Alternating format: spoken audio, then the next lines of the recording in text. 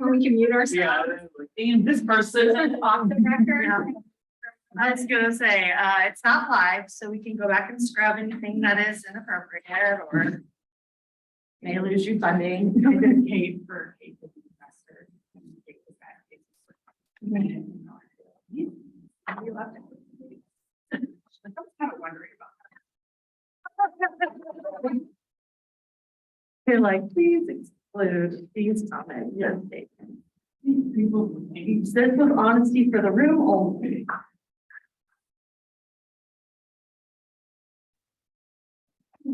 Other panels going on. About these papers. Oh, I love these papers. I honestly do, because they are the currency that we deal in, so like. And then, This in a weird way is like Yeah. money to me. Right. Which I guess really kind of is, that's how we. It is. So yes, it is. I made them green.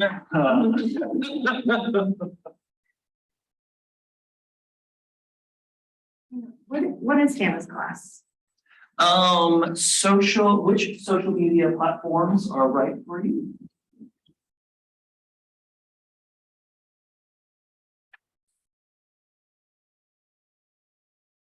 Maybe this is one where I go out and, you know, just like. Just one for yes.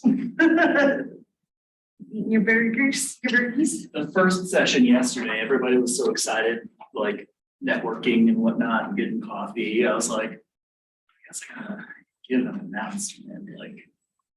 Programs. Get your program. Get your programs. Fresh, hot information, just the way you like it. You want me to do soapbox? Only if it's like really old timey. Or a newsy tab? Soapbox, yeah. Hit your face.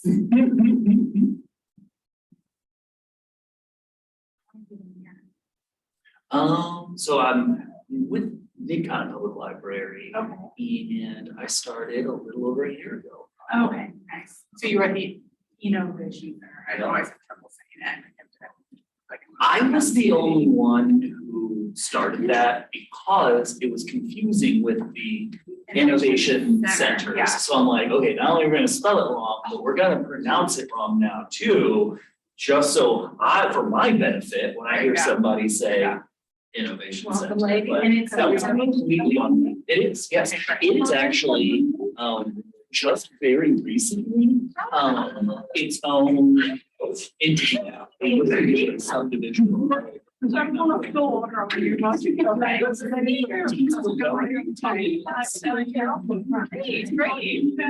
Well, that was yesterday. I just want fun. What are you gonna say? Yeah. We bring this. Listen. Well, we're dealing with everything else. I remember being out.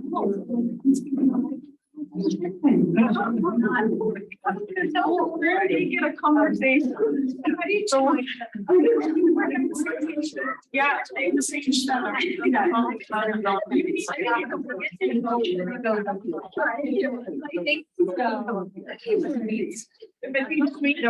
Yeah, sure. Keep telling.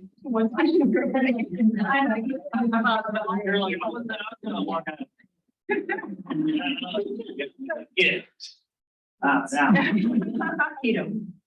Keto pizza.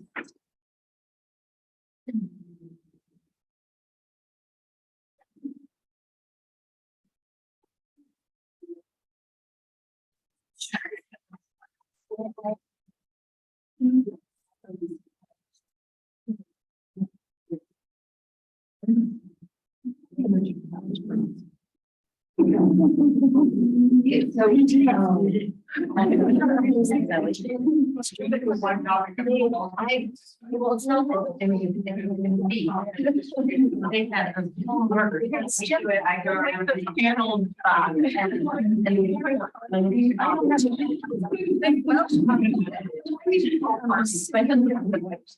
Right. I'm like, no.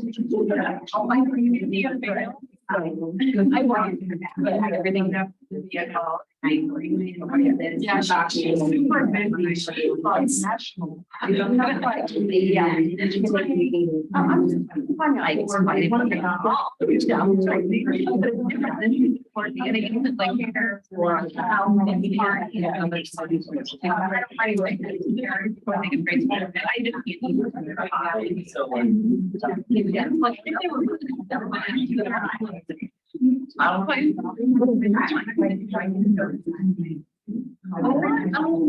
that.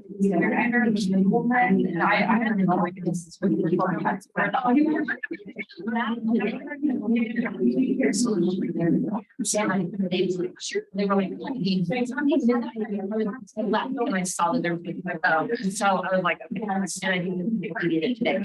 Again, this has been.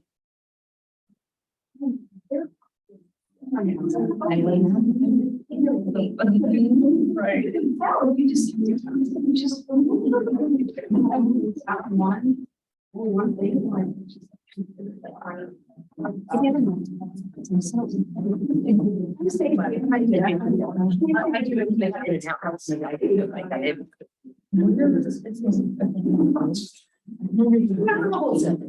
One I just also like ran her.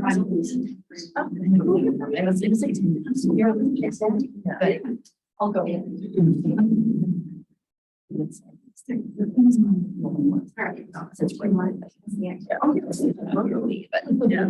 Should we go up there and Yes, you can like pretend. pretend like that we're you're talking, deep, starting deep conversation, Yeah. one person's crying a little bit, one person's laughing. I'll be the crier.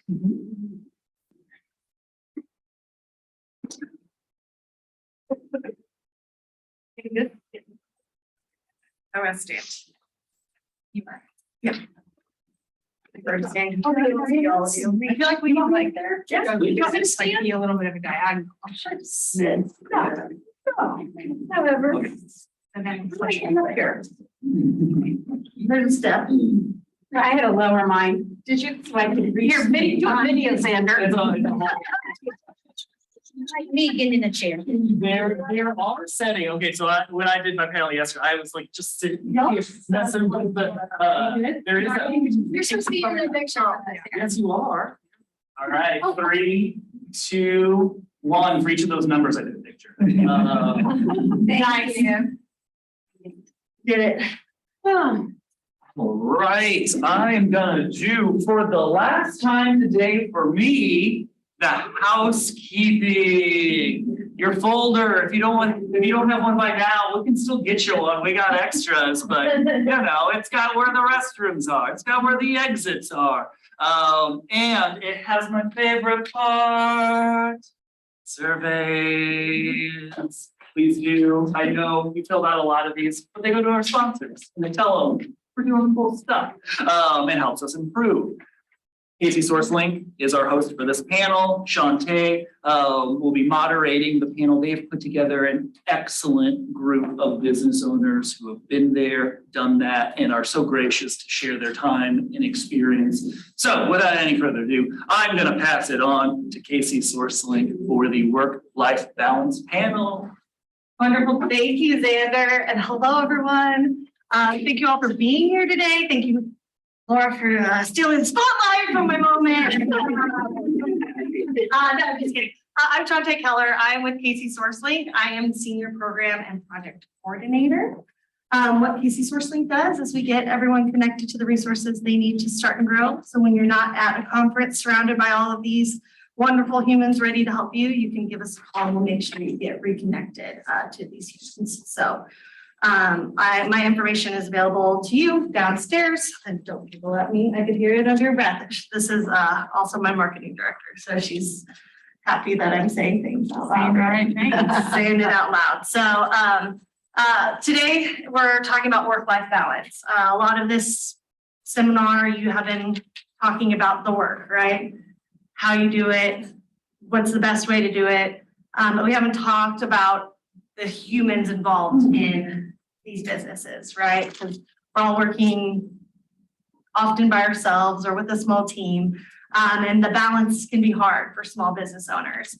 I was looking it up earlier, and it says that Small business owners work 2 times as much as an average employee, with 25% of those business owners working at least 60 hours a week. So you all know that, but think about that, when you talk about your business, that is a part of you and the part of the work you're doing. So imagining that for yourself. So to get us started, I just want everyone to get a chance to introduce themselves. I'm going to have them do like a 5-minute autobiography of who they are and their journey to where they are at this moment, and some of the businesses they've been a part of through their time. So who would like to start? I'll let you have props. I just, somebody was asking me for a business card. Okay. I've been in business 4 years and I've never had them made. So my work-life balance is probably not that great. This is my company, and the little round face is my logo. It's called Fatty Head Keto Dough Crust, kind of gone back and forth, but I manufacture a keto pizza crust. I'm a wholesaler mostly, so I sell to restaurants. I was initially in about 75 grocery stores in the beginning. It's very tricky. This is a very expensive product to produce because it's made with almond flour, which is very crazy expensive. My background has nothing to do with this. I worked in television for 30 years. I'm also an author. I've a couple of books that I've sold. So I'm really more of a writer, creative kind of person, but that applies to this because we're creating something from scratch. So I consider myself not a foodie person, but a marketer. And I saw an opportunity, and things were getting dicey in the industry of television. So I took the leap and talked to Xander a couple times. He's, I'm like, I'm sure he was just wild. I had nothing. I knew nothing. He helped me do everything. So 4 years later, I made it through the pandemic, and I'm still here, and I finally ordered business cards. Tell me your full name again. Laura, Laura. My last name is Nanavong. I married a guy from Southeast Asia, from Laos. So that's where that name comes from. We are now best friends, no longer married, but he came to help me when I got my first big jump from like doing just a few crusts a week. We started with 90 at all 3 Old Shawnee pizza locations, 30, 30, 30. We sold out by midway through dinner. We ordered like 200 more, and then within a week, he ordered 500. And I called my ex-husband, get your butt over here, we're on to something. So there's a story after my last name. Yeah, that's it. And So my name is Lisa Reagan, and I am the founder and owner of Safely Delicious. We manufacture, package, and distribute allergy-friendly snacks. Our products are free of the top 11 food allergens. They're low sodium and high in iron, no cholesterol, and they look and taste like things that are allergen laden, but they're free of those allergens. So my story is I'm a mom of 4 kids who have they have multiple food allergies. And so I have been cooking allergen free for them since 2004. And then, and so back then they would feel a lot of left out and excluded because they were allergic to gluten, dairy, peanut, tree nut, soy, and egg. So back then, I think the only one of maybe you could count on one hand brands that might have products that were free of multiple allergens was like Enjoy Life Foods. And they had just come to the market like a couple of years before our diagnoses. So I would always look at what other kids were eating, the treats, whatever stuff, and then I would figure out like, okay, how can I make that so my kids can eat it so it looks and tastes the same, so they don't feel left out and excluded and that sort of thing. And then I would make things for school because I think of the other kids, oh, there's got to be other kids other than my kids that have food allergies. So I would always make extra, I give it to the teachers. And so the snack that I used to make for them it's reminiscent, it looks and tastes similar to like the Muddy Buddies or Puppy Chow, it's that idea, but it's free of so there's no gluten, there's no nuts, there's no soy, there's no dairy. But I would make it and people would think it was the same thing. And that was the beauty of it for my kids at school. They could take in when it was their day to bring treats. My kids didn't feel like, ooh, that's, and my kids they've been videoed and publicly stating, oh, that stuff, all that allergy friendly stuff used to taste like crap when we were kids. And I mean, kids are particular and they were used to eating things, and so anyway, so they were very funny about like, it had to taste good. So I was always like, whatever I made, it had to taste good. So then jump ahead years later, I'd gotten divorced in 2013. I'd been a stay-at-home mom for 17 years, had to go back to work outside the home. And I had taken what is now known as Classic Bites. I took that product to work and everybody thought I bought it. And I told them the backstory and they were like, you should sell it. And I was like, okay, why not? And it was literally that, like, I do have some background in food.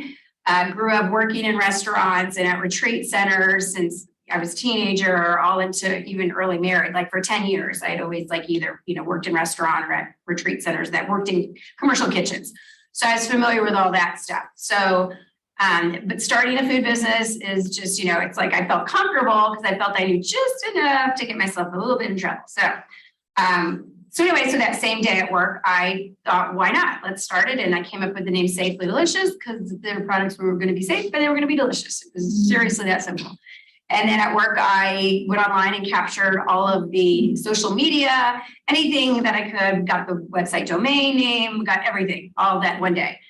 And then 2 weeks later, my mom, she's a kind of an entrepreneurial person herself. And so she was going to be at a church holiday show and invited me to bring my snacks. And I was like, okay. And I showed up with my one snack. Well, actually 2 days before the event, my boyfriend's like, hey, why don't we try making this with dark chocolate? Because I'd been making it with semi-sweet. It's like, okay, oh my gosh, I love this better than the semi-sweet.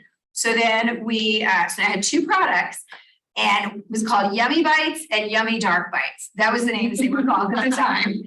And I showed up with little Ziploc bags and those little white bakery bags. And I found some program that you could make labels and made up my own labels, made did everything in a matter of like a week's time to get ready to go to this little event to be in my mother's booth with her. And I didn't understand ingredients had to be in why ingredients are the way they are. So mine were in alphabetical order. And, and it was just like, people were like, what's the nutrition information? I don't know.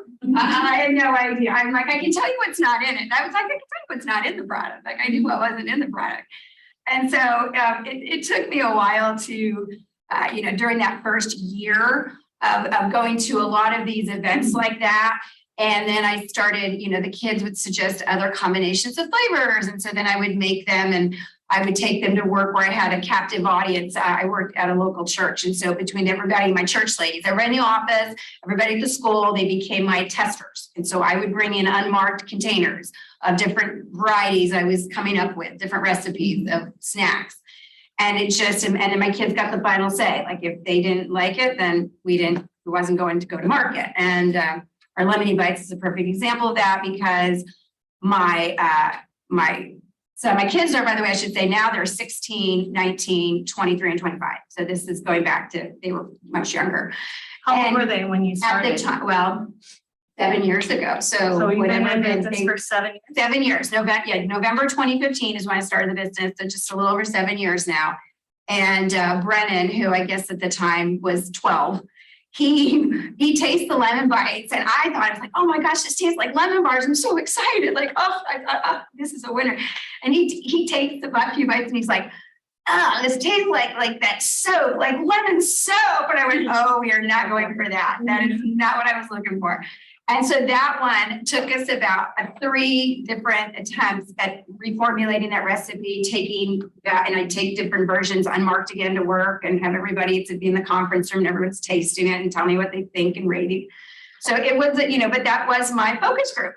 Fortunately, that is, I had a focus group, which, has proven to be successful and whatever products we brought to market. So we went from the 2 and now years later we have, 7 different varieties. So we have our Classic Bites, which is the original semi-sweet. We have one with dark chocolate.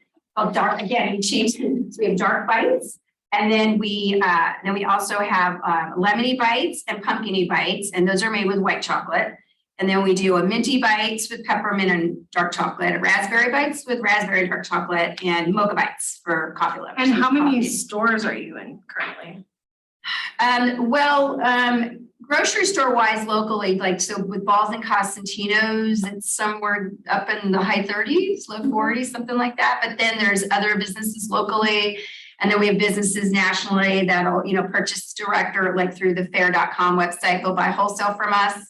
So we were in all the Hy-Vee health markets up until a few months ago, and then by choice, I like had to put a pause on it because it was blowing up. And we do our own manufacturing, packaging, shipping. We do everything ourselves. So How many? well, now it's just me and my kids, a couple of my kids. It used to be before COVID, I had myself and I had 4 part-time people. And then I had, and then my kids would kind of like take turns. And when I go to trade shows, my daughter would always go with me. She kind of became my marketing and social media person. And so, they all kind of helped along the way. And then a couple of years ago, we branched out and got a savory snack. We created Casey Style, which again is reminiscent of like Chex Mix, but it's got, it's different with some of the ingredients that we have in it. And then again, it's all allergen free. So for people that want salt and savory, and it's the colors of the Casey Chiefs bag. It's the colors, and it was seasoned up with barbecue, and we called it Casey Style. That's kind of a little homage to our Casey roots. And that's blown up. That's been, a great product for us having that. So that's my story. Callie, you want to tell them about your business? Yeah, so I'm the only one that doesn't actively have a food business right now, so I'll give you a little bit of a different to how I get here now. So I started Roxy's food business. We were a healthy snack food business in the Bay Area in 2012. I moved it back to Kansas City in 2013. We were servicing well over 200 accounts, and it was just me at the time, so I knew I needed to raise money, build out a manufacturing facility.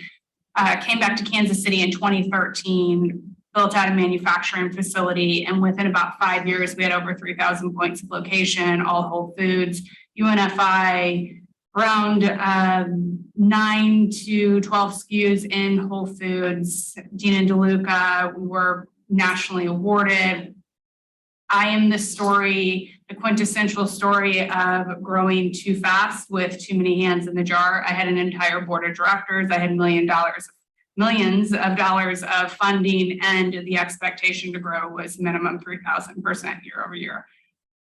I did that for about 7 years, finally had a falling out with the investors, walked away. We brought in another CEO, and a year later, CEO from Seattle, a year later, she was like, I'm out, I'm not dealing with you guys. So we ended up closing the doors in 2018.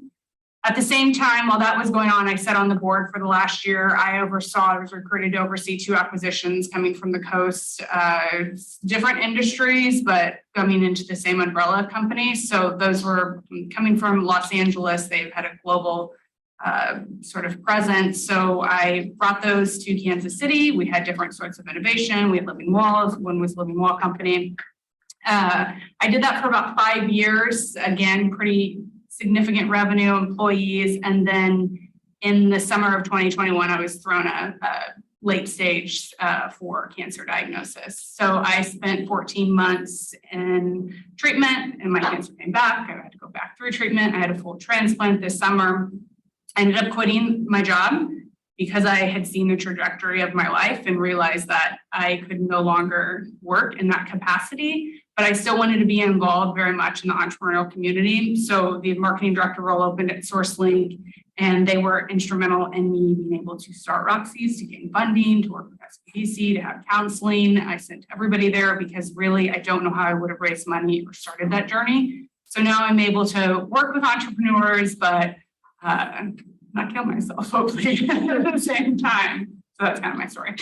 So something I identified in all your stories, you all started your businesses as single women, or currently at the moment single. Were you married at the time? No, I quit my job, packed a U-Haul, and drove halfway across the country by myself. So work-life balance, you really kind of were in it by yourself when you got started. Still in, yeah. And so what was that experience like? Where did you build your community? Where did you find your community? Who was there to kind of support you when you first got your boots on the ground?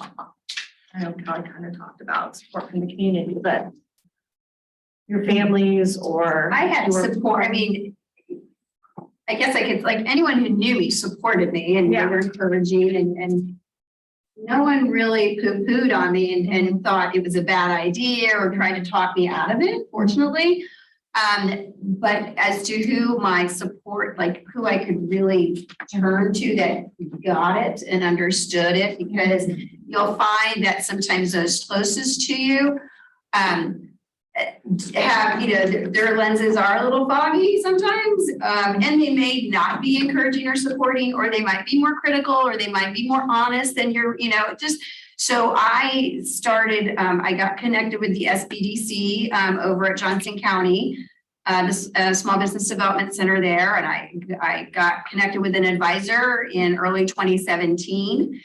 And have remained a part of that for many years. I was literally, I think, meeting with my advisor. And at one time, I think I had two advisors because they were two very different focuses. And I was meeting with them like literally every 3 to 4 weeks, like just to have that person to talk to and work through stuff. And there was always something different going on with the business and trying to figure out what the next step is, what's the next stage, how do I do this, where do I find this? Have them review things, talk about my numbers, talk about, if I'm going to change my marketing plan or whatever it was. There's always something going on with your business, always. So those advisors were a huge part. And then I started finding other, like with the Casey Source Link and stuff. And so I had known Kate in a personal matter, or personally, we went to the same church. So I'd known her for years beforehand. And it was like one day, all of a sudden, I was like, oh, you're that kid. I had never, so it was like all of a sudden, because I was like, I gotta get connected. So then I would go to any event that had anything to do with entrepreneurship. That's where I started meeting people, anything that had anything to do with food, women-owned business, entrepreneurship. Anytime I could network, get out into the community, I did that. I joined Chamber of Commerce. Like I just started intentionally surrounding myself with people that would probably understand, I could have a conversation with them and they probably had been there before me and knew what I was talking about or understood where I was at, or, could give me some insight or even, maybe get me connected to somebody else that could help me on my journey. So, And you worked with Sandra at the Innovation? I did, but I was trying to think back and like you, with your needs for your kids, for me, it was a need for me, obviously struggled with weights. First memory is binge eating, addictive eating as a very young child. And so I've struggled with my weight all my life. And when I finally was over 300 pounds, I got gastric bypass surgery. And because I still didn't change my eating, I ended up starting to gain weight back and develop self-diagnosed reactive hypoglycemia, which my blood sugar would drop. So I researched and found keto that could mitigate that, and it absolutely did mitigate it. And so I started looking for things, and I'm big on social media, so I was sharing everything on my personal page. And then this pizza crust came about, and I had a gal who was gluten-free. She tasted it, she was like, and I'm not eating gluten. I'm like, there's no gluten in it. Does have dairy and eggs, but so we'll work for you guys. But so I started posting on my personal page, and then people, I want to try that. I want to try that. That's how I got, from my personal people, and then decided when things were going down the TV, I'm like, okay, might do this. But I hear you guys talk about, you've got a lot of background in business, and you've got a lot of years. I don't have anything, and I don't know what your background is, but I did everything based on intuition. Because those numbers and stuff you talk about, it's kind of like. Well, but when I started my business, I had a fine art degree. I was. It might be great in sociology. Yeah, I was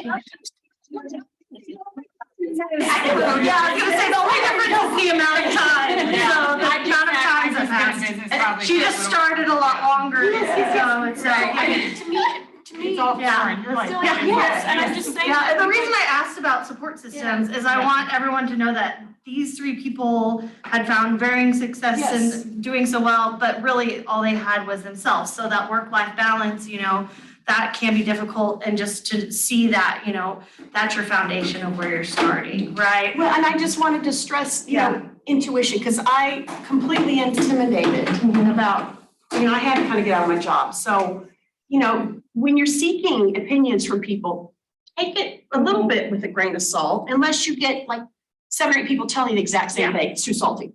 But because everyone wants to be helpful, and they want to give you something to latch onto, but if it doesn't hit you here, just, rely on your own gut, and that's just something that kind of came from that. So I think with tagging on to that about building community, whenever I built my business, it was I started food blogging around 2010. It was all raw vegan. I mean, people here in Kansas City, but they're like meatheads. They're like, absolutely no. What are you doing? You're crazy. Yeah. You're insane. It's actually why I moved to to NorCal. So I was in Sebastopol, Petaluma area. I moved there because I knew I'd have a group, a community that got what I was doing, and they did, and they were like, we're going to plug you in here, here, and here. And then it took about a year where Kansas City was actually, I think it was the Hy-Vee, they were saying, what is that product you're making? And so it's find, like, if you're, like, let's say you make barbecue, there's a whole network of people who are obsessed with barbecue. Like, find those people. So like whatever your food is, like, you're going to be in the allergen-free community. And I did it via social media. I mean, absolutely. Blog, and it was Instagram,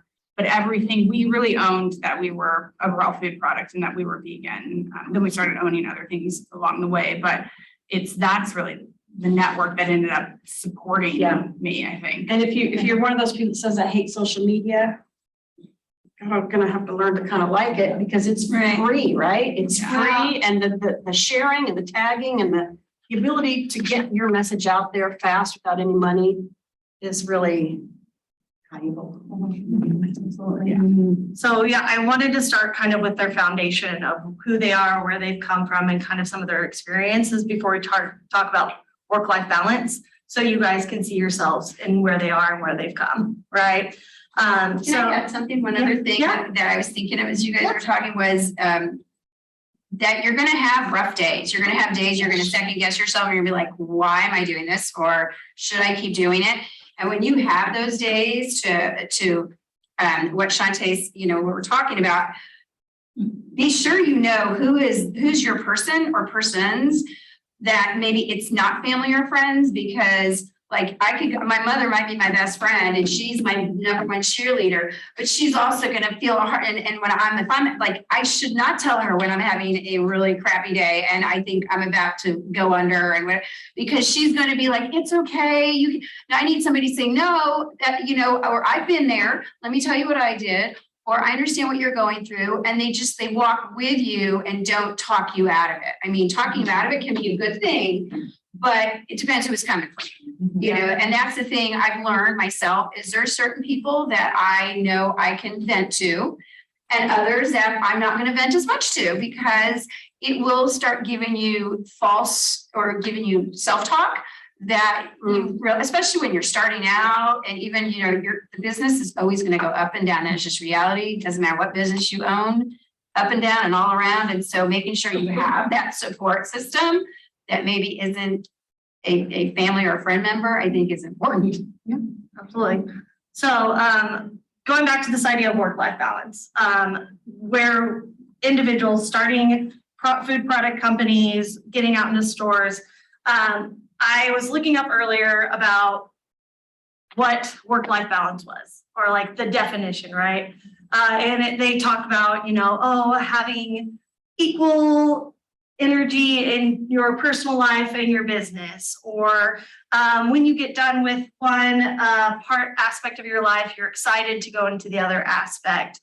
But I think that work-life balance idea is going to be different for each individual person. So kind of just wanted to ask you, when you think of work-life balance, what does that fall into for you? Is it a feeling? Is it an actual physical outline of your time? What is that for you?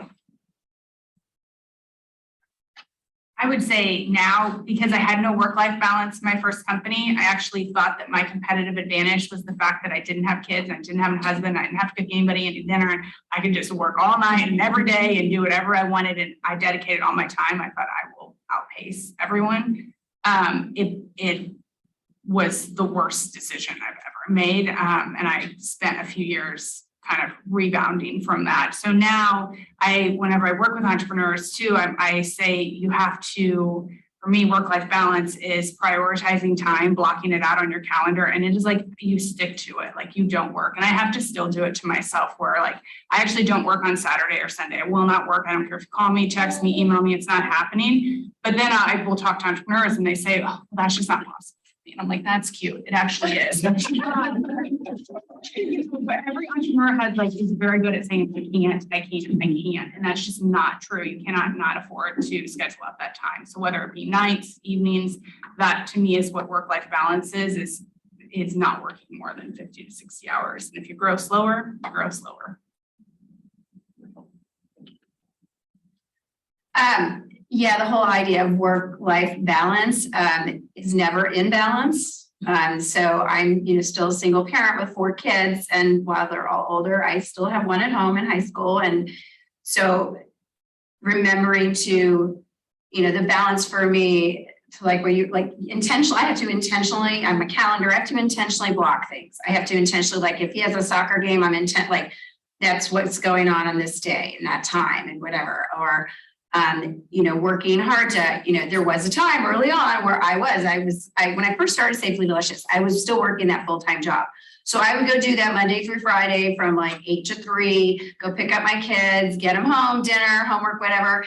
And then I'd be in my office doing whatever I could. And then when they were with their dad and over the weekends, I'd be going to the facility where I used to, when I first started, where I was manufacturing the product. And I was literally working 80-hour weeks, and I'd be up till 1 a.m, 2 them, and then I'd start my day all over again at 6. And that's just what I did. Now, again, I don't recommend that. That's what I needed to do because of my circumstances. But after doing that for a couple of years, something had to give. So I had to make a decision of how I was going to pivot and change my business in a way that I could be around my kids more and I just need to do more with Safely Delicious, instead of trying to spread myself thin. So instead, if I was putting instead, that same 40 or 50 hours completely devoted to Safely Delicious versus I was splintering myself out in too many directions, could I be as successful? And it's proven that I can, and I have, and you have to be intentional. I've had to intentionally be I am walking out of my office. I will not sit on my computer past 9 o'clock at night. Now I've tried to get even later, or going to bed. I am going to be in bed 10 o'clock. I may not fall asleep, but I'm going to be in bed at 10 o'clock because I have to get up at 5 a.m. So little things, but I think when you first start out, you feel like you need to do it all to make sure you hit whatever that goal is or what your target is. But it will catch up to you. So if you can learn early on how to pace yourself, it will definitely help you physically, emotionally, mentally, all of that stuff. I'm only going to share my own personal experience and testimony because I don't really feel qualified to give advice because I'm still kind of floundering all over the place. And it's do or die for me. I don't have any other income. If I don't go sell something, I don't make my mortgage payment. And so when the pandemic hit, being a wholesaler to restaurants, it hit. I started April 2019. The pandemic was following January. So even though I was in restaurants and was in a bunch of grocery stores, the pandemic changed everything. And I had no job to go back to. So I didn't have any work-life balance. For me, I do have a background in restaurants. I waited tables through college and went back to it. Even when I left my TV job, I had and wait tables. So I get some social interaction when I go and deliver to my people, and we chat, we talk, and I have fun. And social media is an outlet for me. I'm divorced. My kids are out of the house. I don't know if there's any right or wrong way to do it. For me, I'm still feel like I'm in survival mode. And they say, you can say things, 5 years is when you've made it or not made it. I don't know that that's true because pandemic showed us that there's restaurants that have been in business for 30 years and had to close their doors. So things we can find. I will say, if you're in it to make a fast buck, probably not the best way to go. You gotta love what you're doing because for me, I don't really have any work-life balance. So what I've had to do is learn that even 90 seconds of meditation in the morning is amazing. It is. I have to find literally 90 seconds to be still. because I run crazy. You can tell by the way I talk. I run all the time. So forcing myself, I can do 90 seconds. Can't do 2 hours, but I can do 90 seconds. So you're gonna have to find your own work. I was gonna say, Laura, so thinking about that idea of meditation, just on your day-to-day or during a week, when do you have moments where you feel like you found that success of balance or No. feel like your cup is full? Just kind of. I literally because because of the financial strain, no other income. My sales dipped 90% of the pandemic. I wasn't making a lot of money anyway, but the restaurant shut down. I sell to restaurants. I'm like, what am I gonna do? Got a forbearance on my mortgage, lived on credit cards. It's not a pretty picture. But I'm still here after 4 years and a lot of places aren't. Some people chose and said, this is too much. I'm gonna go get a job. I feel like I don't really have anything. So I guess what keeps you going then? Well, what keeps you? Potential. in There's it? so much So- potential for this. The letters I get from people who have reversed their type 2 diabetes, who have reduced their inflammation by, cutting out sugar or eating straight clean ingredients are just overwhelming. I got a letter from a dad whose 16-year-old son is epileptic, and his team of doctors have him on a 30 carb diet. And if he can stay under 30 carbohydrates, his seizures reduce. And he says, because of your pizza crust, my son can have pizza again. And I'm all like a big old baby. So there's that whole aspect of that keeps me going. Because this whole thing has been a lifelong challenge for me. And America, the whole world is having trouble with, either allergens or, all kinds of health issues. It's crazy. So there's so much potential because I'm the only one that I know of in the country making this type of a crust. The potential for me to get out of Kansas City and be regionally and then nationally is very. Are you, because I am looking at this thinking, yeah, the wheels are spinning. Are you regional? Are you just local? I am in a couple places in Oklahoma. What about Nebraska at all? Like, No, but I've got a contract with 2 large distributors. One contract is sitting in legal US Foods, and they go all over the country, which is weird. When you start to sell your food, I was on with one distributor, they're like, well, you only have access to these 3 states. This gets a little bit more complicated, but like, I'm already kind of in Kansas City. I don't need your help with that. So now with US Foods, like, no, once you're in our system, the entire country can see you. There's going to be a lot of issues to work out with freight. How do I get a frozen product from Kansas City to California? But at least they have access. We'll figure all that out later. And then, so there's huge potential. US Foods is huge. Yeah, and Performance is the Yeah. other one. Cisco's #1. Somebody from Cisco contacted me within 6 months of doing business and said, I like what you're doing. You want to come in? I got signed on with Cisco. Right off the bat, which is insane. And then the pandemic hit.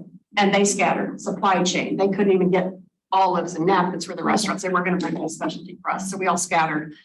Now I'm back in the, okay, we're rolling now. So, yeah. So what was the question? So I was gonna say, how did your cup get filled, right? Because Yeah. I was reading, work-life balance is a cycle, not an achievement, right? Because your life changes, you lose individuals, you have new life come into your life, things around you just change, right? So we're all in a different part of that cycle, So you are working, you hope to one day have work-life balance. Yeah, but I do. I enjoy But you have it so passion. much. I have so much passion for this. And like I said, if it's just something, it's just the idea that, hey, let's make some money and make food product. Yeah. You gotta have it in here. Yeah. You got to, right? I mean, because it's hard. So Sometimes essentially, ignorance is bliss. you're not alone is I think what Laura's trying to say, because Yeah. all businesses, especially new businesses, struggle with finding that balance and what it is. But you need to know your why, right? Like you have to look into yourself and be like, okay, if today's hard and there's not necessarily any clarity in the future, right? What's my why? Is my why worth keeping going? Is my why like, and also there has to be a point at which you make that conversation with yourself. If it does, like you are growing, you're Yeah. seeing future moving. But I know there's some people that stagnate and you still have to ask yourself why. Is the why worth keeping going? I think. This is something new based on this idea of meditation too, that I wasn't taught as a child, that helps me a lot because it's scary to think about. I can do difficult things. That's just a mantra that I've been telling myself. And I can do things that scare me. That is so empowering. And I wasn't raised that way. I was, oh, that's hard. Rah, rah, rah, rah. And just to be able to say those things. So just within the last 6 months, I am trying to achieve some kind of meditation, self-affirmation. Yeah, finding your why is I a was gonna question that I love that. everybody asks it. I remember getting asked it like my first year in business. I was like, well, because I love help. You know, I was like so joyful. And then she, and I'm like, I don't know. You tell me, buddy. So for me, because I knew that I lost it, I knew that I just lost that care. It's not that I didn't lose the care, it's that it got so big that the care it didn't match. I built out the manufacturing facility with second chance women, so women that were recently, so we worked with recidivism programs. So I had an employee, helped her get her full custody of her child. She had been in and out of prison for 27 years. She's sober to this day. She became her manager. She bought a house. She bought a car. Every day I woke up and my why was those women. And so if you start to lose your why, because I think people do start to lose their why because it becomes so overwhelming that you're like, I don't know if this is worth it. Find some component that speaks to you and gives you a bigger why. I mean, that made me fight so hard to the end when I don't even know if I should have been fighting that hard, you know, just for my own like health and, but it was like those women were my why. So sometimes you have to, if you lose that why, you've got to find a new why. Yeah. That's amazing. What was your second sentence? I'm writing them down so I can do hard, difficult things. And then I can do things that scare me. Oh yeah, that's like sitting in front of you all. Yeah, you're doing great. Ultimately, we're here to share stories, right, with individuals so they either can feel connected or get some insight or education or, you know, because ultimately we're building a community, you know, all ships rise. I'm sure someone knows the actual saying, but I know it's something about water and we all, you know, flow. You know, I do not have the poetic statements memorized, but so this idea, so meditation, Callie said earlier, needed to do something that wasn't going to kill me. So your physical health, how has work life, like when you're in that state, how does that impacted your health emotionally or mentally or physically? For myself, I find peace in praying. That's my thing. And so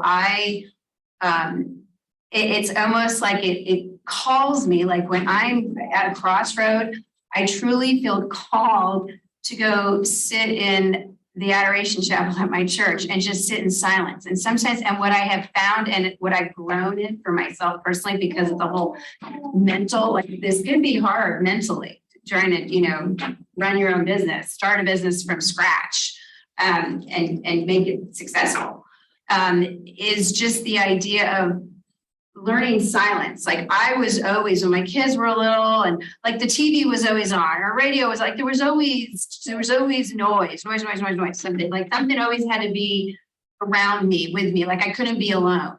And what I have found on this journey, I call this is a journey for me, is that allowing myself to be silent and learning to be comfortable with that has revealed so much clarity at times and has given me my answers. Like when I'm at a crossroad and I'm just like, and this may sound funny and it's a little embarrassing to say, but when I'm in the shower and you're just standing there and you're like, got nowhere to go, answers will come to me. I'll be like, oh, that's what I need to do. Oh, that's who I need to call. Or like things just get figured out.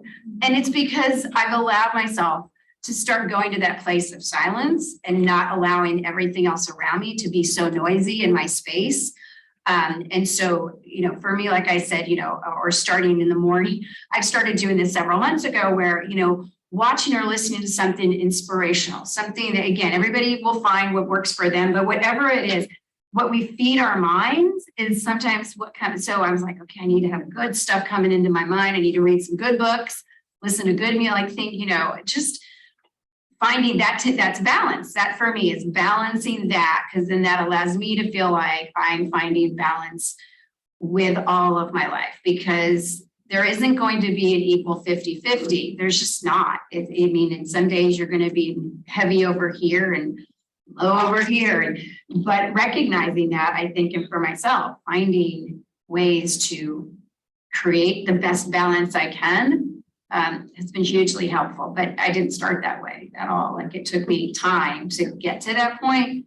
But I can tell a difference when I'm not being in that space, or I'm not allowing that for myself, how I will feel. I will sit at my desk feeling confused some days. Like, what am I doing? Like, or what should I be doing now? You know, versus, again, it's like, oh, I've been getting distracted by other things, or I've been, you know, again, the TV's on in the background. I gotta go shut that thing off and just sit here in silence and focus. So. I mean, I guess the one thing I always tell people, and it was said to me, if you spend all your time working in your business, you'll never work on it. So if you can't get out and find something to do, helpful, or just sitting and doing absolutely nothing, you are actually never going to grow your business, because you're never going to see it from outside it. You're always just going to see it from within it. Whenever I took on the acquisition of Olathe and PBS Fabrics, I had 2 companies. I grew it to 200 employees. We had 4 global cross stocks, and I rarely worked nights or weekends. And I look back and I laugh, because what I did for those 2 companies in 5 years, I never did for my own company in 7 years. And I probably worked 4 times as hard. It was all about strategy. There's also I forget what book it is, but the CEO of Starbucks did the same thing, where they had to go back, they cut all of the hours, and then they actually grew. They had 1 year where they lost revenue, and then they were able to gain it back by cutting hours, because they realized that everybody got so in the mindset of work, that no one was stepping back and saying, what are we actually doing? And I think that's why when I'm talking to entrepreneurs, I'm like, no, I can't get out of my business. I'm like, no, it's the worst thing you can do. So like finding hobbies, anything to just pull yourself outside for a bit will actually, I think, take it further, because you can think a little bit clearer on what you're actually doing every day and how you're spending your time. I agree 100% with what you were saying. I have been called out on that, where it's like, can you not talk about your business? Can you, like, in the beginning, you're like, there's all that except, but it went on. I mean, I can look back and think of how long I was always like, every conversation always somehow had to do with Simply Delicious. And it was like, I do have another life. Like, I used to like other things. He's like, where'd that person go? I gotta find her again. So, yeah. So kind of where we, oh, yeah.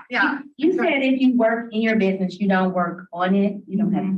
Yeah, if you're working in your business, you can't work on it. You're just like a hamster on a wheel doing the same damn thing every day. Okay. So in other words, get out, go to a circus, go to the park, go to Disneyland, go do some other activity, or find a hobby.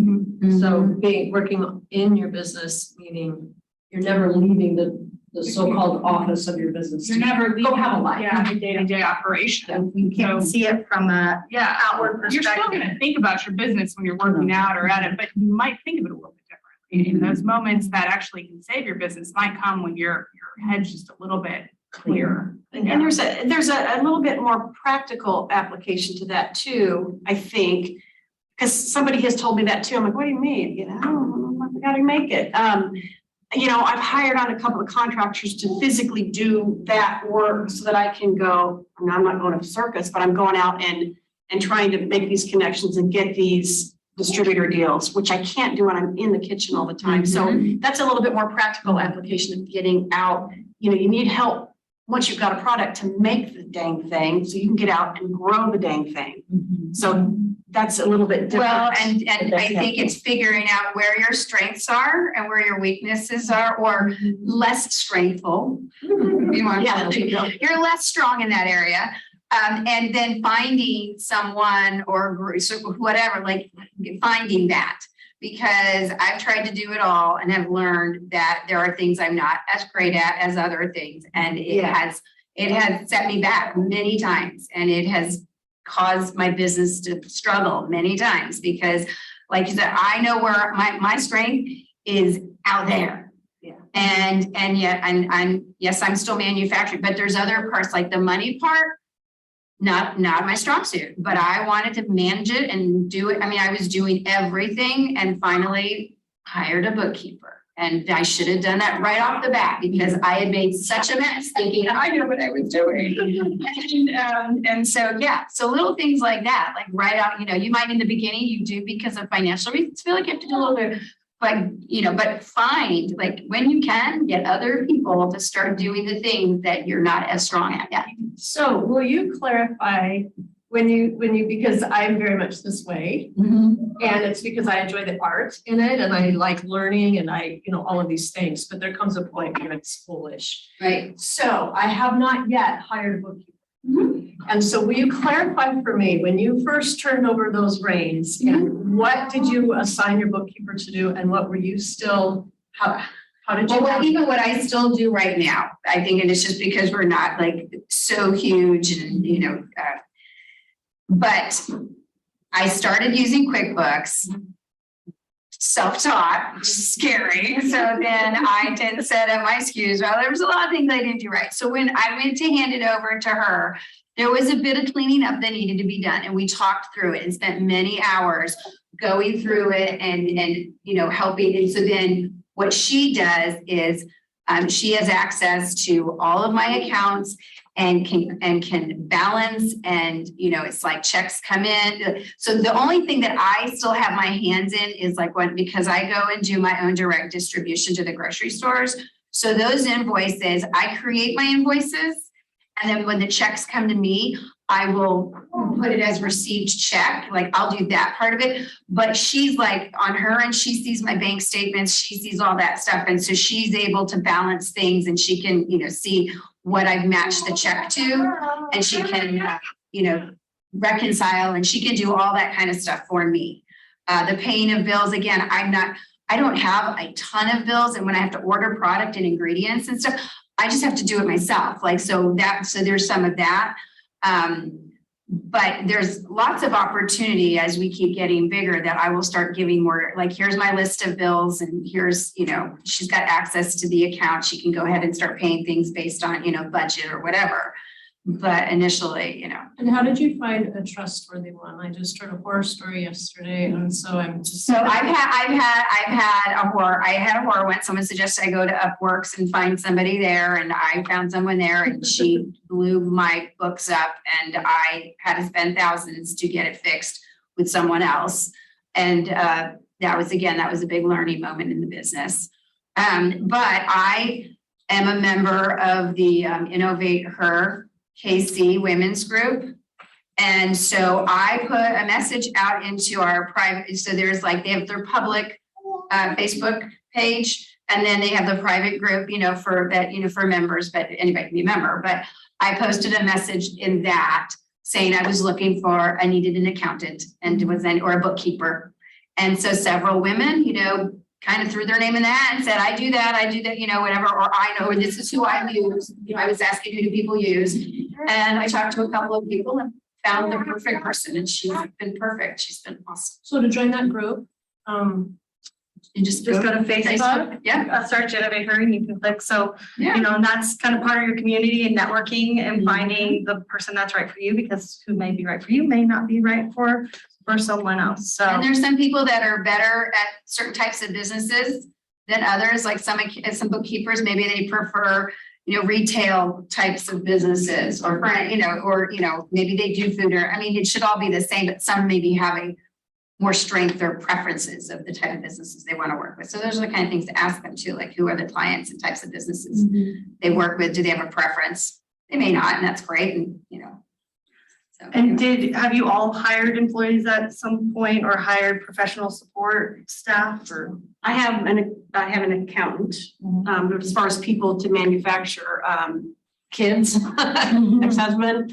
I got one guy on as an employee, thought I was gonna grow with this one distributor. Didn't happen. All the employment taxes and all that stuff you've got to pay on top of it, couldn't handle. So I'm back to contractors now. Kind of not a question, but the accountant is the only person that I have that I've hired because the books. It's not very comforting, but yeah, I knew I needed help there. So And were you directly in charge of your hiring where you were, or did you come through it through scaling and?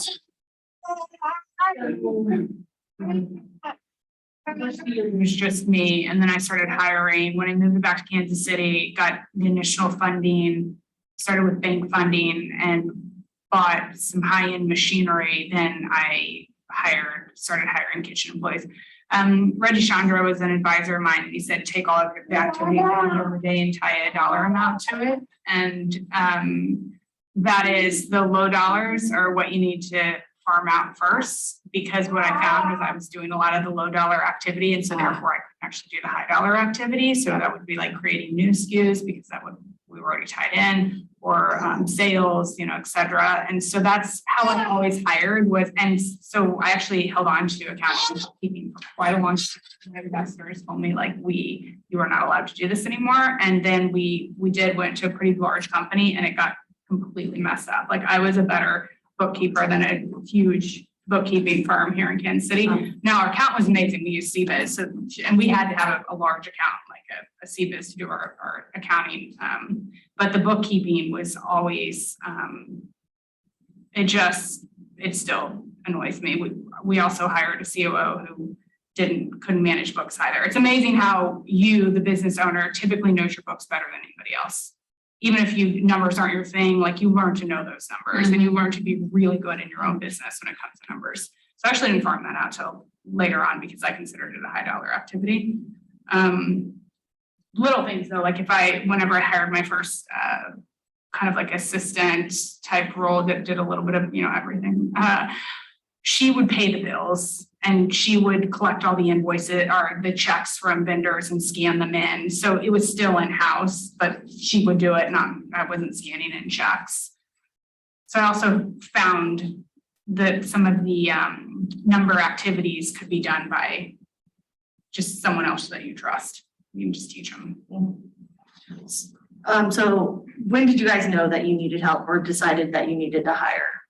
When I wanted to start increasing production, you get to the point where if there was 2 bodies, how much more we could get to, and how many more businesses we could get into, and how many more, just how many more locations. And, I just I did all that math with Jack and my advisor, figuring out what that would look like but the key thing was the cost. Like, before I hired my first person, I had already built into, when I was figuring out my costs and what my distribution, wholesale, and retail price was going to be for my product, from the beginning, before I had employees, I already factored in what I assumed. Like, I was like, we're going to factor $15 an hour, whether I pay them that, but I was like, I'm just going to, that sounds like a good number that might cover whatever I'm forgetting that I'm not including right now.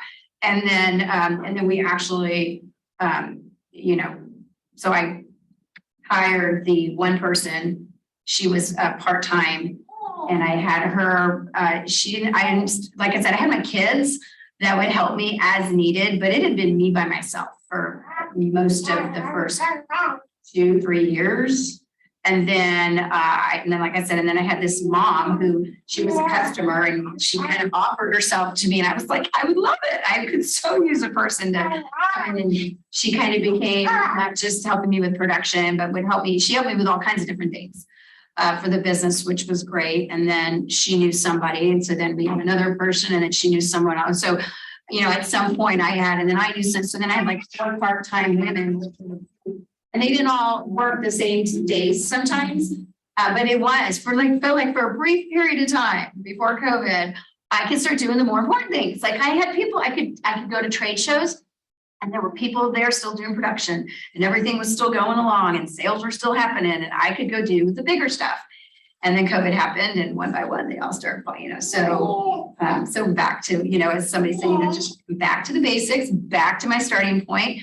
Revenue I've maintained, would love to see it, but I'm glad it's still the same. I didn't go backwards. I just stayed the same, and it's the same with just me. So again, I'm like, well, maybe, eventually we'll start hiring again. And in the meantime, as I was looking to cut costs and, trying to, for a while when you first start out, again, I didn't have a background. So I spend more money than I should have on a lot of things because I just thought I needed it. I thought that's just what you get when you have a food business.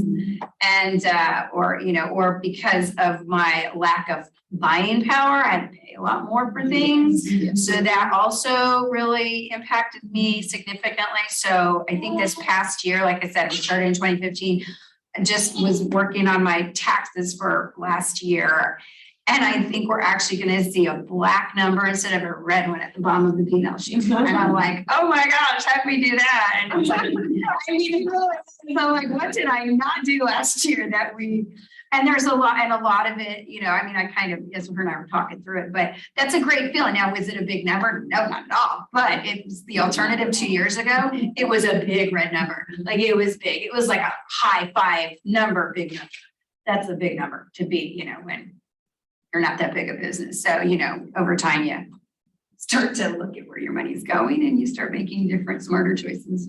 So the employee thing, again, I would love to, and I was paying people, just as a point of reference, I was paying them for the production I was paying them $10 an hour, I think. Oh, 10 or 11, something like that, I remember. But to your point earlier, of like the tax, like, my accountant, she was handling, I had an accountant, and then I wanted to switch my platform for how I was doing my books. And again, bad decision on my part, but I thought it would make things simpler because I could have this one app, or this one, I guess, it had all these different What things. were you using and what did you try? I was using QuickBooks initially, but then I had, different silos. I was using this program for this, and this program for this, and this one for marketing, and this one for, just all these different platforms. And my CRM was this, and my mailings were over here, so I thought, someone said, do you use Zoho? So Zoho's great, but it's one of those, you start with it, but it did not work for me because we couldn't get in, and the people I hired didn't know how to use it, and then so we've come full circle, and now I'm back with QuickBooks and a new accountant, and all that. Now it's all good again. I think hiring, knowing when to hire kind of depends on your business model. So are you, like, your wholesale business model is totally different than a grocery business model, because in retail, you will be in the red for many years, like a lot of years. And I knew that early on. My business model was, I'm going to get investors and we're going to try for an acquisition. That was the business model. So if you've got a business model that's running profit, where you can be profitable, then you're looking basically at your balance sheet and saying, at what point can I hire an employee? Like, can I pay for this? In my business model, it was always metrics to justify that we could take it to the next level. So I think, we were trying to get an organic avenue. We as in me, I'm still just me. And Gwyneth Paltrow spec the product. And so that was a huge call out for the brand. And I'm like 6 months into it, and have probably like $5,000 in my bank account, living in the Bay Area. And so I get a phone call from Organic Avenue, and they're like, great, okay, we'll take, a couple of pallets worth. And I was like, where do I find a pallet? For you. So how the hell is this going to work out? So I think after rolling and cutting like over 100,000 cookies in a 5-month period, like my hands bleeding, that was like, all right, I can hire someone now. But again, that metric was not actually based on cash flow. That was really based on debt financing, and then getting to the next metric. Yeah, I agree. One was, I had employees, but you have to at some point, if you want to get to that next level, it's an investment. And if you're relying on family, you still have to assign a dollar value, because you've got to price your product for growth. That was the one thing someone told me, because it's scary. You think you want to come in, you want to lowball because, I'm not good enough yet, la, la, la, la. You're going to just run a circle, because you have to, even if it's friends or family, they don't want to take the money, fine, but you've got to assign that a value, because you're not going to be able to grow on free labor. My kids aren't free. Right. Yeah. They may be free, but they're really not. They're getting gas money and they work in the kitchen. They still slip some benefits at your business by doing that. So, wonderful. So I know we have about 10 minutes left, and I kind of want to distill our conversation a little bit. I think we got a lot of good stories. But I think one of the things that I saw a lot was the idea of community. We had asking for help through platforms of networking. We have our friends, family, and support, utilizing resources. I mean, what was your community like when you moved from San Francisco here? I know your family's here, but what else? Well, the community here was so much better because I didn't know like a single person in San Francisco. So I built all the relationships in like the raw vegan, that's very large demographic out there, but they weren't really real relationships. Here it was like, okay, we don't know what the hell you're doing or what any of that is or why I should eat it, but like I'll get behind you and rally. And that was, my dad always said, he made his career up being a big fish in a little pond. And that's what he told me when I went to San Francisco. He's like, just don't ever forget that. And I was like, what if you could be a big fish in a big pond? So coming back to Kansas City, it was like, you can be a little bit of a big fish in a little pond, and that little pond man, they support the hell out of you. So even if they didn't know what I was doing, this is a community, and it's why I stay here. It's why I thought it was a good idea to bring two businesses from LA and base them in Kansas City after that, because this is a really solid community. And Women's Capital Connection, it's a female women investment group. They got behind me and they rallied. Like they opened up my round, they rallied for me to other investors. And then even the surrounding states will rally for you. Nebraska, I still have contacts that I talk to maybe weekly there. Arkansas is amazing because it's CPG. So I just think that the community here, maybe they don't know what you're doing, but they'll be like really good cheerleaders. Awesome. So we have foundational communities to support you, raise you up. We have to identify our time and where it's valuable and where it needs to be spent and make sure that it's allotted to that purpose, right? Callie doesn't work Saturday and Sundays. I'm on board with that. You know, marking out time for silence, marking out time for meditation, you know, that's foundational. You have to figure out what time you need to be able to thrive. The working on your business as opposed to in your business. It's probably easier to carve out that time when you are working on your business. Also, I'm going to butcher another quote. You want to read it right now? The forest through the trees ideal from famous musicians. I don't know if anyone knows it. I don't, but my boyfriend does. He wants to name his tree company after it. But the idea is that you can't see the forest if you're among the trees. So you have to step out and see what's going on and what you need to address in your business to know that it's still moving in the direction you want it. So I think that's an awesome idea. How do you guys feel about saying no?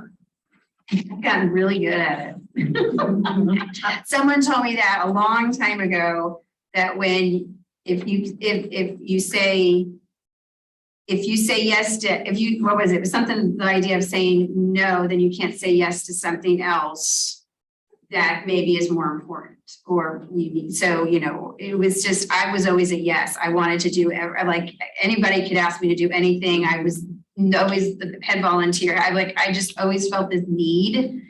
And then you get to a place where you're like, this is not healthy for me and those around me so if I'm saying yes to that, then I'm saying no to something else. And a lot of times early on, my yeses that I kept saying yes to, as much as I wanted to keep growing my business, I was starting to realize I was saying no to some stuff that was stuff with my kids.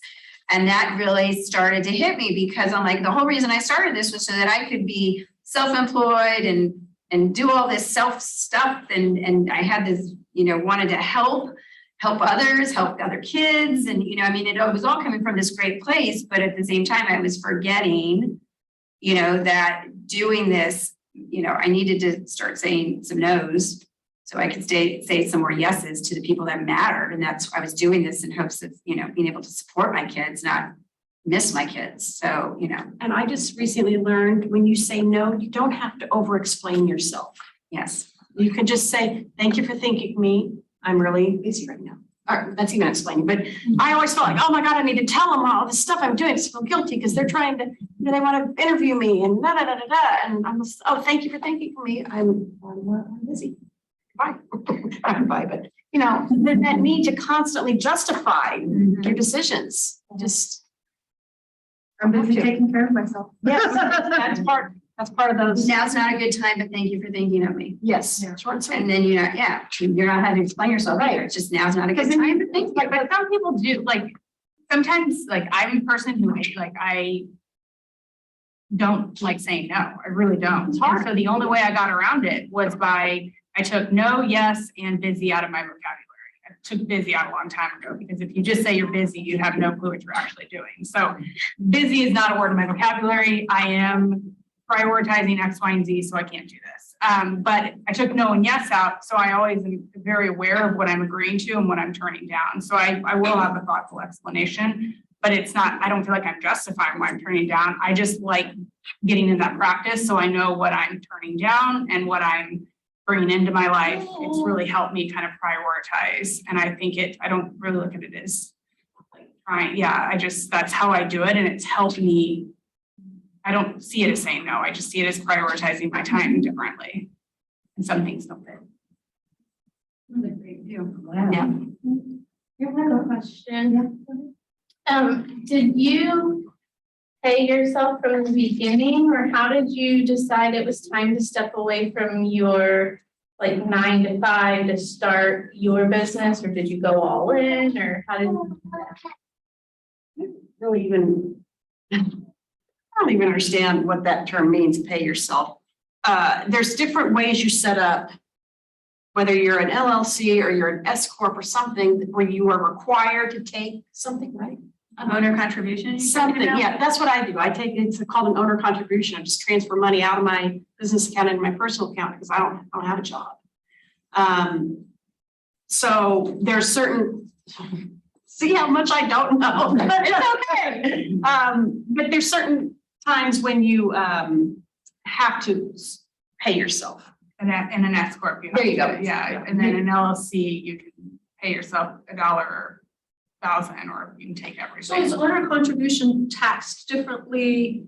So I have an LLC, so is that taxed differently than what you pay yourself through the LLC set up as an S corp for taxation purposes? I personally have kept it from the beginning, was keeping track of all the money I was putting into the business personally. And so over the years I'm not sure I'm going to answer your question completely, but with my accountant's guidance, it's like, okay, so like say I personally put $100,000 over the years and I've tracked it. And so as the business is writing a check back to me, owner contract, it's like as if I'm paying myself back is how I've been paying myself, if you will.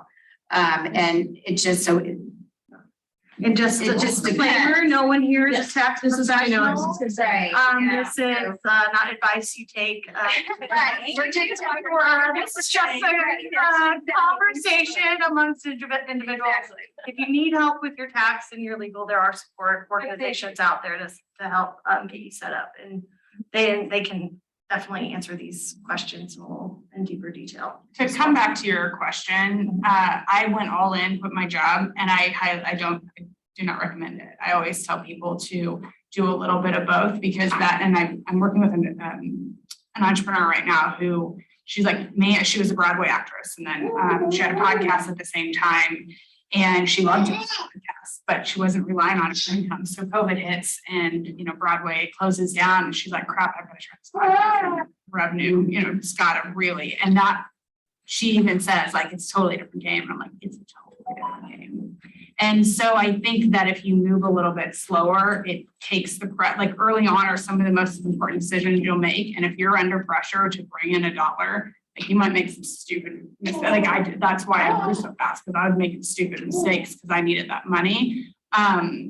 But if you have a business model like a food truck, let's say, where you turn it and be profitable almost immediately, and you need to be off, like you need that time to actually get profit, then it might make sense to quit your full-time job. So again, it kind of goes back to business model and which way you're going. Is this something that can be profitable, or is this something that's going to take a little while to get some profit? Well, and that's what I had to do. I had to keep working both jobs for the first 2.5 years or so, I think, till almost 3 years before it was over 3 years. It was a while before I became only Safely Delicious, because exactly I needed that other income because I really didn't have one and I'm trying to grow it. And then it got to where now it's finally gonna do something and I can afford to do it. And I told you the story about Justin Gold, because Justin Gold was an advisor of mine and Justin's not better. So I meet with Justin, I'm like, Justin, how'd you grow this business? And he's like, I didn't. I'm like, what? And he's like, when they got their first round of investment, he said it was under the stipulation that they hire a CEO. So it was the ex-CEO of Izzy Soda. They brought that CEO in and Justin quit that day and went back to bartending. He just come in and like do recipe development. He did that for 10 years, really around $15 million in the CEO.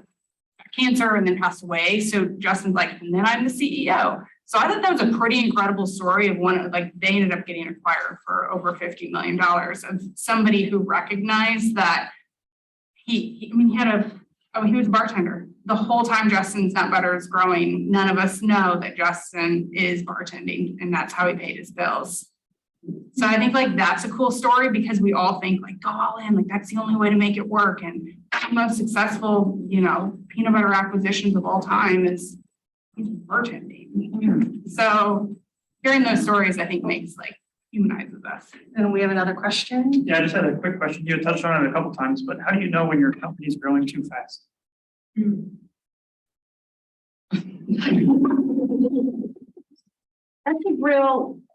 it's a real concern for me because I'm putting myself out there as a wholesaler. And at any point, all these little leads I've got, it's like, all of a sudden I've got a 240 restaurant group who's already tested my product. I currently service 40 restaurants. That's a huge scale up. So that's the first question distributors going, can you scale? Can you scale? And I said, I can. And I can because I've got all these other little products I'm making to make money, little cakes and cookies and stuff. That will all go away and I will just do the crust because it's one, So I think it depends on your what you're doing with you guys are doing a food truck, right? You can have a little bit more control over it. It's like donut shop. You come in at 3, the donut is sold out, you're done, you turn off and let you go home. So I think it depends, selling straight to consumers where you have a little bit more control. Are you pitching these huge accounts where somebody could go, yeah, I want it, and I'll come up with, Well, that's what's to start for us. It was, that feeling of, oh my gosh, we're getting too fat. Like, even though it's taken us years, when something finally, blew for us with IV, it was what we wanted. And we were, shipping we would take several vehicles, load up all the cases over to Old Dominion, and then they palletize and they ship it to their warehouse. And we were in, all the health markets the last couple of years. And last year we hit a wall because exactly, it's like, okay, we're finally go. We were like all of a sudden, and then it was like, I can't keep up with the production. We couldn't, and then we're in supply chain. Like you'll start to feel it, and then I felt like I was starting to have signs, and that's when I had to go, okay, whoa. And it was a really, I had to sit there and I went and did the math with my advisor, and I was like, okay. She's like, and we looked at the numbers and everything. She's like, you need to step back. You've been doing Hy-Vee for X number of years at this point, but you're ready to blow and you're not ready to blow and you're going to blow your whole business. And so I had to make a difficult decision and contact the broker. And we then worked with, and Hy-Vee's like the door's up. We can always go back to them. That door's not shut for us, but the capability of what they needed us to do, I'm like, I got to get scaled up again. Like I need to have consistent ability to get my ingredients consistently all the time. And we kept hitting walls with some of our ingredients and still are with some certain ingredients for supply chain issues. And so, but when you start, you'll feel it. And that's where I think you have to pay attention to it. If you ignore it, and all of a sudden you're going, oh my gosh, I don't have enough money to pay bills. I can't pay my employee. It's like you wanted to get so big so fast, but then you didn't take care, like you didn't. What was your model? Was your foundation strong enough to handle that? Just things to actually watch for would be a collection of errors. If you start to see expenses rise, but you're doing the same thing, you're probably moving so fast that you're making financial mistakes. That's a sign. Your product quality goes down. So all of a sudden you start putting out bad batches or you get a few bad reviews. If you're going to be heavily review based, right? That's probably a sign that you're growing too fast and you can't manage the quality. And then if your employees start complaining, so if you're under stress, you're growing too fast. Employees is probably the first thing I watch because they are your business, and any service business that relies on kind of the time transfer. When they start like not liking their job, it's probably growing too fast and you can't manage it appropriately. So those are like the physical things I look for. So our time is up 5 minutes ago, actually. So if you would fill out those surveys for us, I want to thank you so terribly much for this panel, for their time, obviously. Thank you, women. Thank you guys for being with us here these past 2 days. Many of your faces have been here throughout this time. So thank you so much for being here. I imagine these ladies would take another question or two in the hall.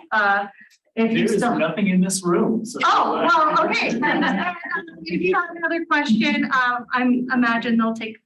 And I left my information on the back table, so if anybody wants my card or little business postcard thing, whatever you guys know. So. All right. Any advertisements, anything you want to say before we lose our audience today?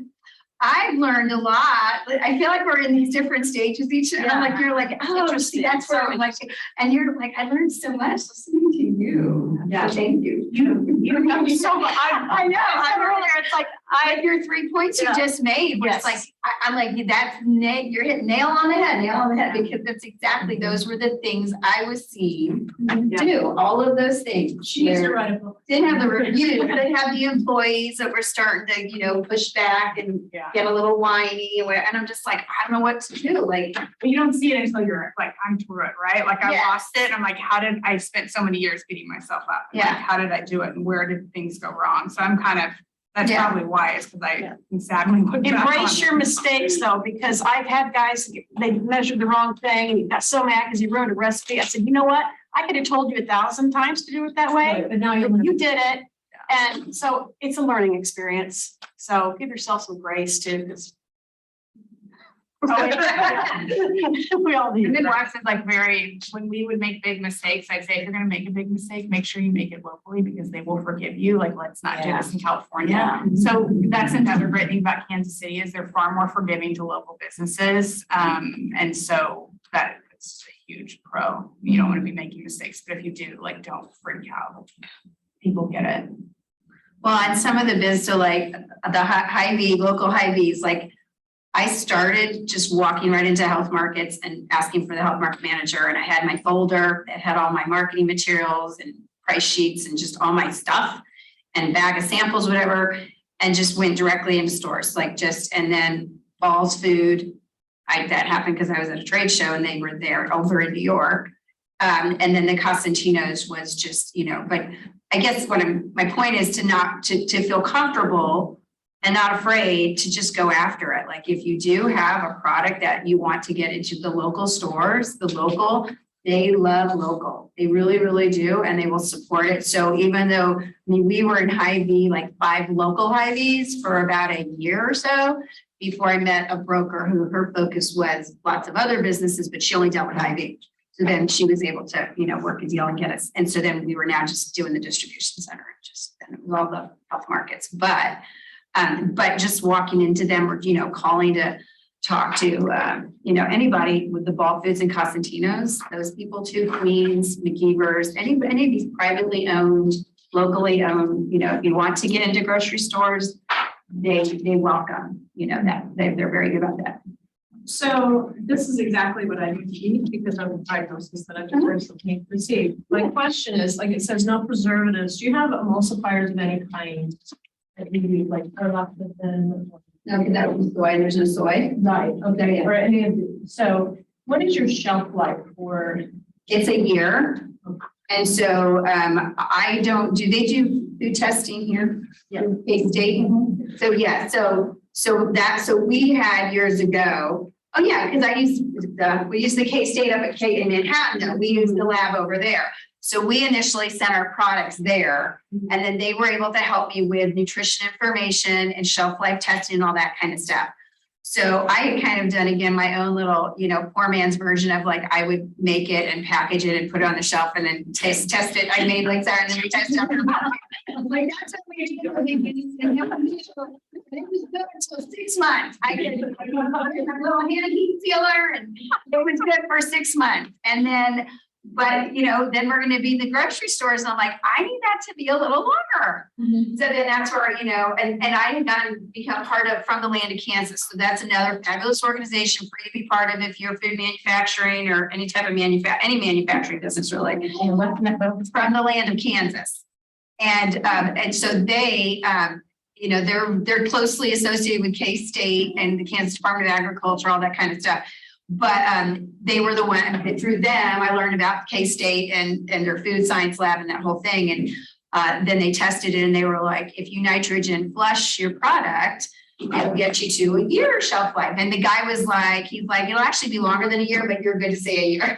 He's like, because I'm like at a year, I'm like, well, so he's like, if it's on the shelf a month or two after, it will be fine. Like it doesn't all of a sudden go rancid like on the 12th month. But so then we got a piece of equipment that heat seals and does a little nitrogen flush thing that, so we can, and so we have done and we have a little thing to test the oxygen level and the whole, like, we had to get a little more high tech, but anyway, so. Thank you. You're welcome.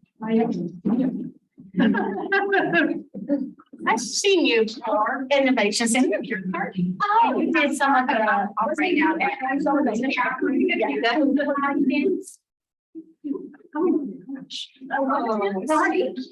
In the middle.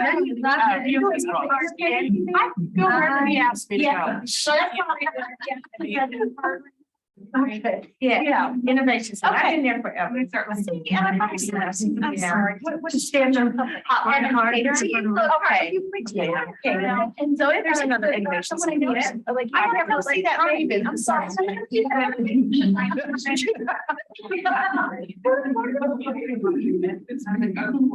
participated in that. I know, it's like I have actual, but it's like when they say you should get a feel like, and I'm like, I don't know how, or I don't know. Yeah, you can do it. I haven't either. No, she's smart. No more of this compliment on look. She's smart and strong and capable and also very. So we're going to hopefully the actually help creating partners that provide. How are you doing? So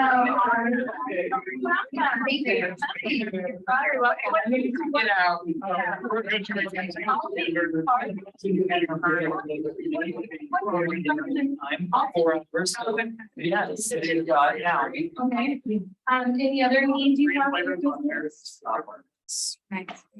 Doing the whole grader. And so. So we'll be starting out in a minute. Okay. And say with my breaks.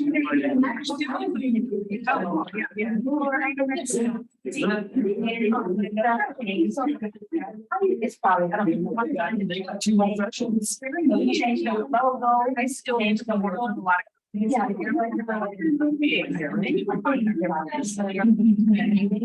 Mostly manufacturing, but when it comes to sort of last idea. For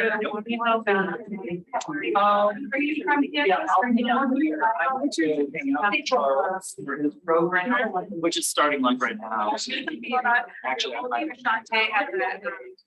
Everybody to do. So you guys take our stuff. They built her down. So I will, follow up next week with some, research.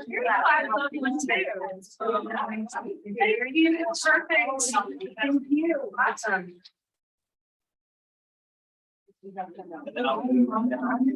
Charles, that's all right.